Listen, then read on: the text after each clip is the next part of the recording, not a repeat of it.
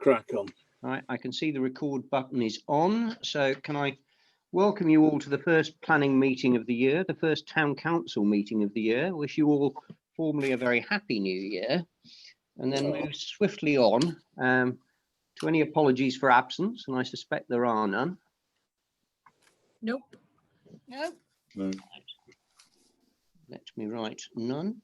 Representations from interested parties. Well, they don't seem to be clamouring at the door, so I'm assuming that there are none of those either. Declarations of interest. Anybody got any disclosable pecuniary interests? No. Well, I know Ben Roudnick's number New Road, but I don't know if that's As I do. Or do you want to make that another interest, just to be? Yes. We're on the safe Just side. make Doesn't it big, qualify but it's you not, from I don't think it's a participating. big thing anyway. So. Right. Well, the minutes of the previous planning meeting held what now seems like a long time ago, actually, Tuesday, the 1st of December of 2020, if ever there was a year to forget. Present myself, Councillor Fuller, Councillor Chesser and Councillor Humphreys. Minutes have been circulated with the agenda. Yeah. Everybody happy with those? Yes. Yeah. Proposer. Right. All those in favour? Yeah, I think that's a full house of everybody who was there. No doubt you'll let me have a copy of them for signature. Yeah. That then moves us on to the actual planning applications themselves. There are not very many of them, and they're not desperately exciting or difficult, it seems to me, with a bit of luck. The first of those relates to Parson Latham's hospital. And although it says flat 13 on the agenda, that's somewhat misleading because it actually relates to a wall and a gate. Not only does it relate to a wall and a gate that are presently there, but the intention is to take them down, and then when they've finished the works for which they've got planning permission, they want to put them back again, effectively as was.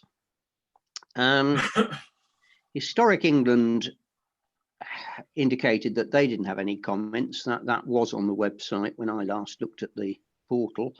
I haven't looked at it recently, but I'd be very surprised if there were any objections to it. I gather that this process has actually been done once before when they did the last set of work back in the early 2000s.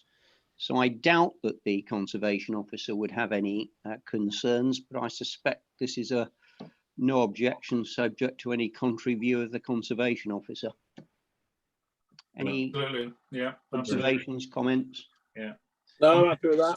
I think the fact that they're going through with it all anyway, and we've already given permission for it all, and it is reputable. So they will reconstruct, as they say. So I don't think there's any problem. And David, you seem to be in favour. Val, you were trying to say something, but everybody was talking over everybody. You're happy with it? Yep. I'm happy with it. Malcolm? Yeah. Okay. No objection to the first of these then. The second one is our first tree, though it is a felling of a tree. This is at 10 Stoke Hill. It's a walnut tree, which they want to take down and replace with something, as they put it, smaller and more suitable. And we'll take that ahead of the other bit, such as it is. The walnut tree was apparently planted in 1987. Whoever planted it arguably too close to a listed stone wall. The tree itself has developed something called pocket rot. I must admit, I have no idea what that is. They say a tree surgeon has advised felling, although there isn't a copy of any report as such on the website. And as I say, the intention is to replace it with something smaller. It doesn't look as if it's something that we would perhaps necessarily object to. Again, perhaps subject to any contrary view from the tree officer, unless anybody knows something more than that. No. No, David, it's just a tricky one because it does say on the things to fell and replace by a substitute tree. I'm curious. I mean, I don't think it affects the outcome of this discussion, but I'm curious as to know what substitute tree they put in there that they feel is better or smaller or more appropriate than a walnut tree that is already. Well, one of the things there. we could do, I suppose, is indicate that in replacing the tree, we would like them to accept advice from the tree officer as to what would be the most suitable tree to replace it with. Yeah, yeah. Excellent. Everybody happy with that? Yeah, absolutely. Part 2, as it were, is simply the pruning of an apple tree, which is described in the application as neglected and in need of pruning. It seems to fit our sort of fairly standard criteria of tree husbandry, to which we would not normally make any objection. Everybody happy to let that one through? So no objection, subject to that sort of added comment about the replacement tree. The next one is 98 West Street. Again,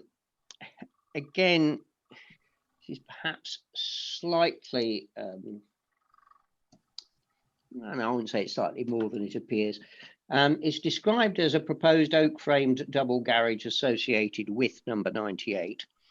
The applicants own both number 98 and indeed number 96 West Street.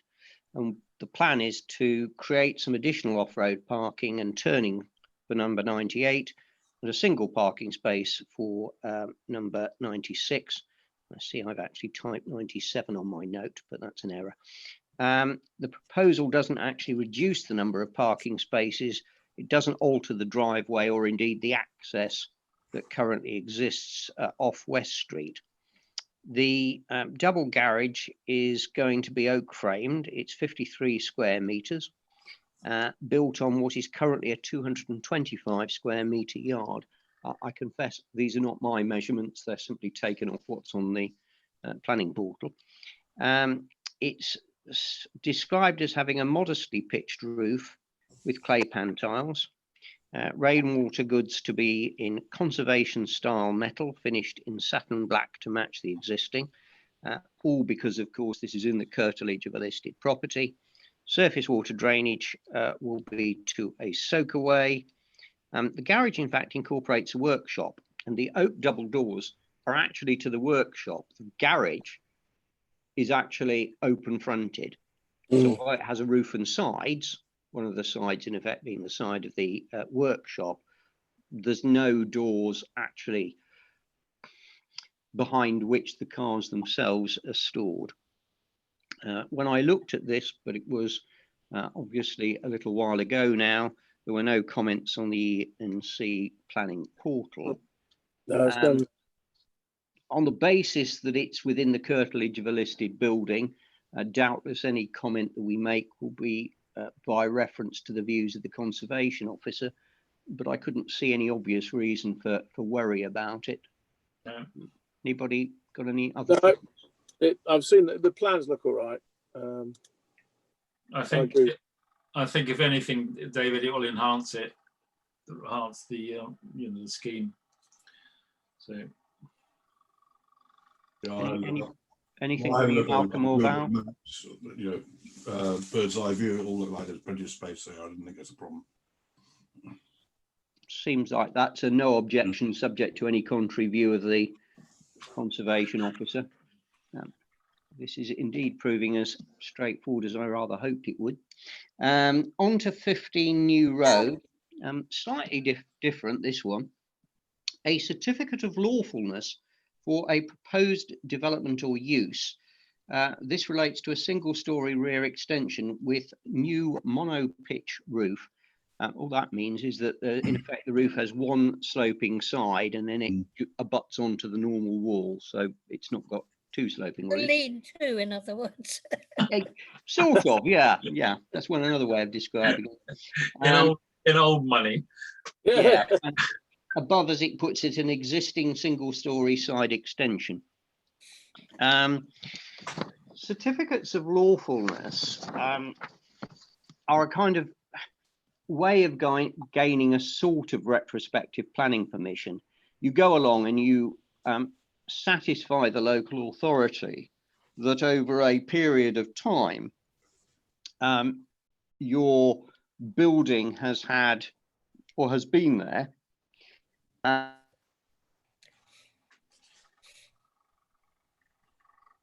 As David frozen. Frozen. Uh-oh. You spoke too soon about it being straightforward. Yeah, and it's pinged out of existence.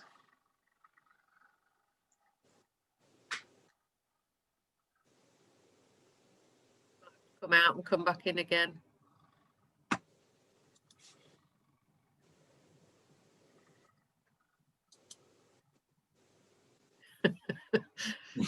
Come in, Glaphorn. No. To Glaphorn. Are you receiving over? Yes. He's Oh, coming. gone. Come back in again. Yeah.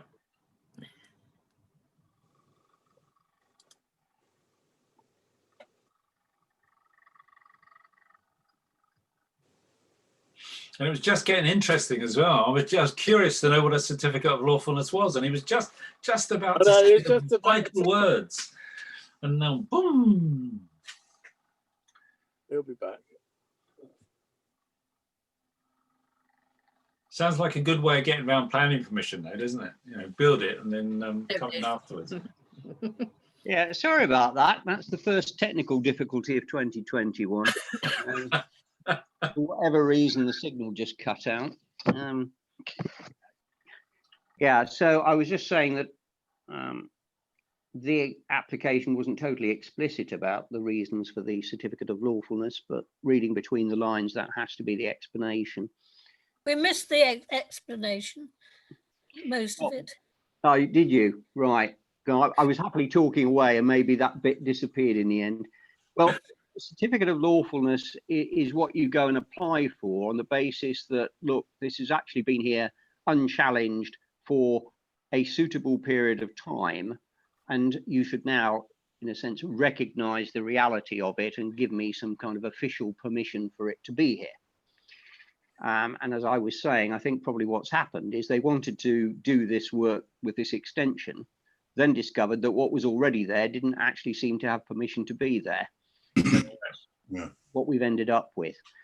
But I think it's probably just simply realistic to look at it as an application to extend. Yeah. And I've given a little bit of a description about the materials to be used, buff bricks to the front and rear. I think we're talking about painted render with red brick coins on the side of the extension, roof double lapped slates, 4 Velux roof lights facing the rear, 2 to the side, windows in white PVCU. Also on the side, a double window and a single window, and to the rear, 2 double windows. Bifold doors also in white PVCU. To the rear, soffits and rainwater goods, also white PVCU. There were no comments on the planning portal when I looked, but it was a while ago, haven't managed to update. I suspect that there's little about the application to cause concern if one assumes that there aren't really any issues with overlooking to the side. Clearly the ones at the back are just looking down the garden, and I don't think they're really any kind of an issue.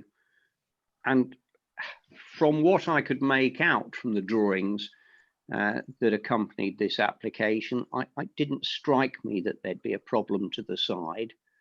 I don't think, unless Lisa knows anything, I can't really see it. That there is any objections that we're being made aware of. No. It doesn't look any different to what it did.